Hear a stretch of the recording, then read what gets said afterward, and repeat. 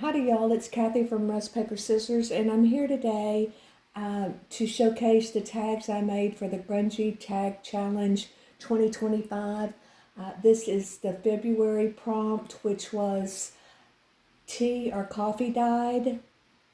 And I wanted to say I kind of struggled with this prompt. I felt like it was very broad, and so I wanted to make sure that I really used items, and did kind of what the prompt suggested. So this is my take on it. What I have here is just some of the items that I used in making my tags. I'm not real comfortable doing a craft with me or craft along. I still don't always, know exactly what I'm going to do, and so I change my mind a lot. And so that's why I just wanted to showcase the tags, but I wanted to talk about the materials that I used. And I used all tea-dyed materials except for maybe some stickers, or I did also use some rusted elements, which I think helps make the tags more cohesive if it all looks like the same. So first I wanted to talk about the material that I used. I used these tea-dyed metal rim tags, and I thought they were perfect for the challenge because that's their name, tea-dye, tags. And then I wanted to show you different ways that you can use the tag.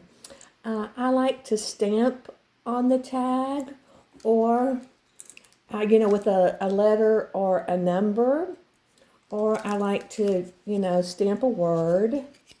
And you can hang these, you can add them to a page with a brad. There's different ways you can do them. So I just wanted to show you some varieties of things you can do with the tea stain tag. This is a tea stain tag that I added some old book page, and then I just stamped the Tim Holtz bowler hat and the collar. And then this is one that I did at Christmas time. And I just wanted to show you that there's just a variety of things that go with grunge. And there's different, I don't want to say levels of grunge, but sometimes the papers turn out very grungy and sometimes they're very light. So that's why I wanted to show some of the things that I use. I like to use items that are not just a tag. So I love to use the library cards as a tag. They're a good weight, they're pretty sturdy. And this is just an example of some tea dyed on a library card. And this is another example. And I just want you to see, they're always different. They're not gonna always dye the same, and the intensity is just different. So I like to use those. And then I also like to use, these are index cards that are graphed, ruled. And again, this just shows you the different amount of stain you can get on each tag. It just varies. You never know what you're going to get. Another item that I like to use is the guest checks. I love to make tags out of these. In fact, sometimes I'll make what I call a tearaway tag booklet, and that's where I staple them here at the top and then just include them in a journal, and I'll have decorated them, and you could leave them as a tag booklet, or you could tear them apart and use them individually.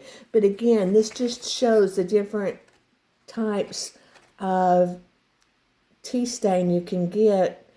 It's just a variety, and so your grunge can be heavy or dark.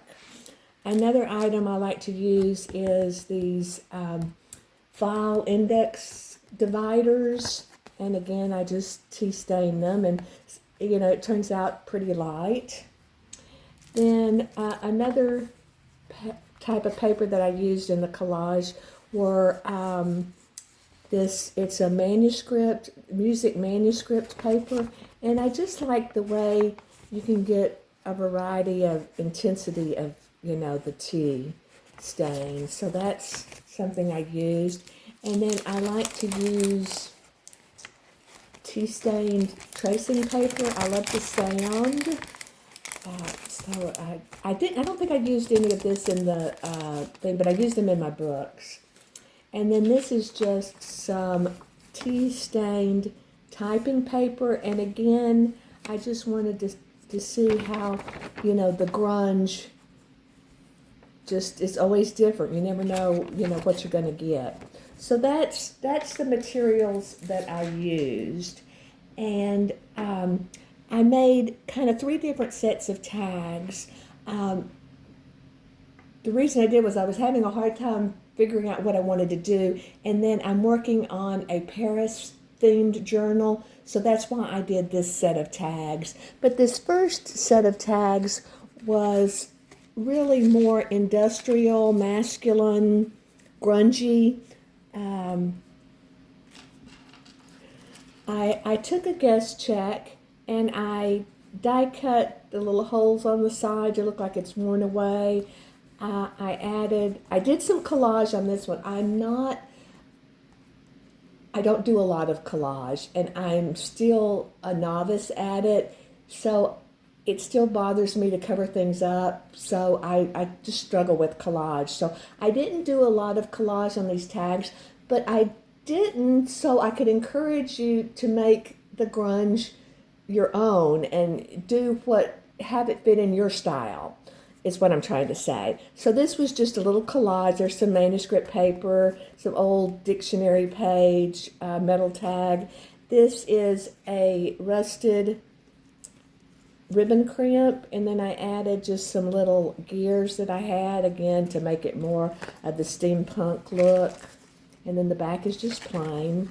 So these tags are really very simple.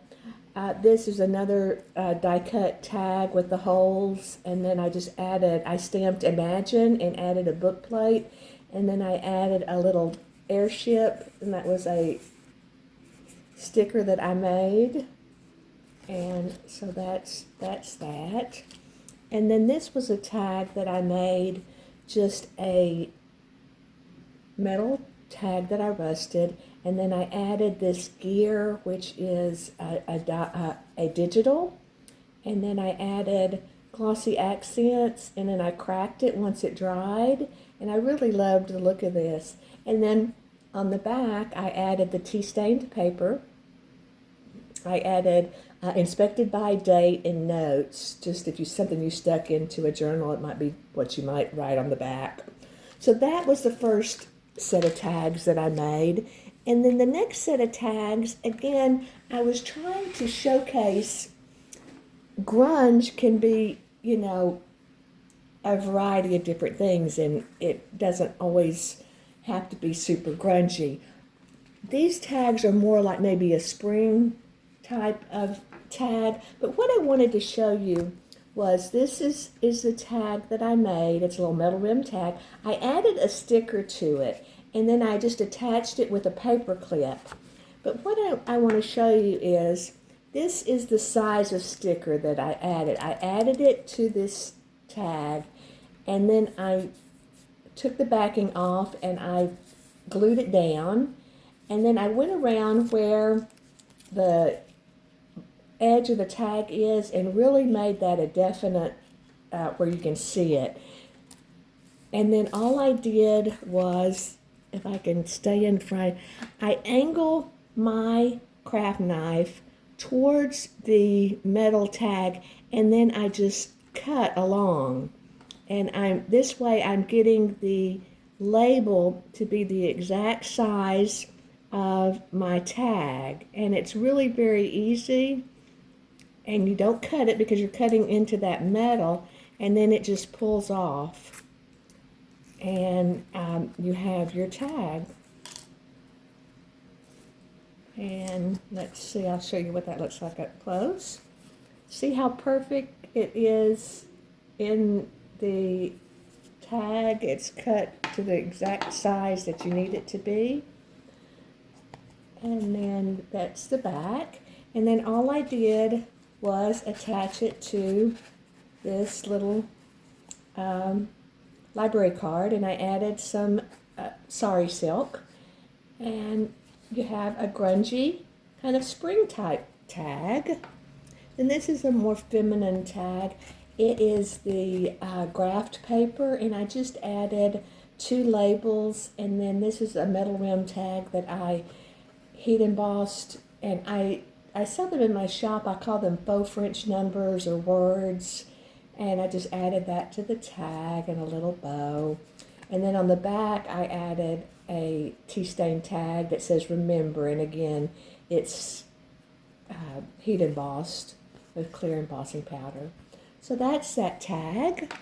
And then the last one again is just, I wanted to do something very simple but show simple can be grungy.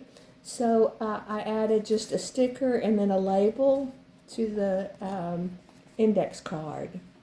So that's that tag. And then the last set of tags I made, I was telling you I am working on a French theme journal. So I wanted to do some tags that I could probably put in there.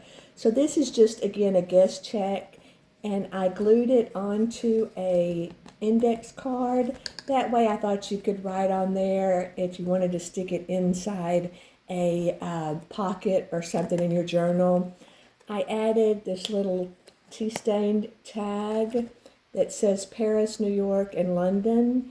And then I just added the sticker, the little dress form, and I thought you could write. This was an idea where I thought you could write about maybe your wedding dress, or the dress you wore to prom, or maybe you just have a special dress, your favorite dress. I didn't know. Maybe it's just something you want to journal about, or a party or something. But I thought the dress form you could write about maybe a specific dress. So that was that idea. And then this again was just a very simple tag. I took the guest check and I took the perforated part off, and I added it on there, and I stapled it on there with some rusted staples. And then I just added, this is one of my favorite digitals, is the little frilly dress form. And then I just stuck that in there. And then this is a metal rim tag that I made, oh gosh, probably years ago. And it's too big for this tag, but I thought I just wanted to kind of stick it in there. I thought it looked neat. So that's just a very simple tag. And then this was a tag that I thought was really pretty. Again, it's just a guest check. And I took the bottom off and stapled it up.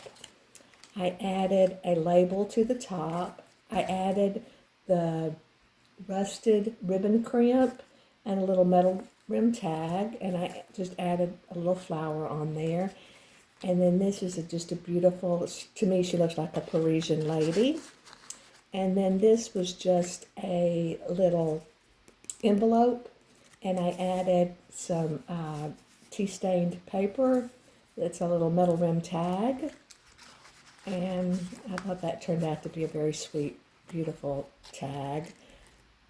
And then the last one was just a little bit more masculine. Again, it's a guest check. I took the bottom off and I added it to the top up here. And then I just added a label. And again, I stamped the Tim Holtz gentleman hat and collar. And then I added this little tag on the side. So that's it. I would appreciate your comments if you felt like I met the challenge. I really tried to use tea-stained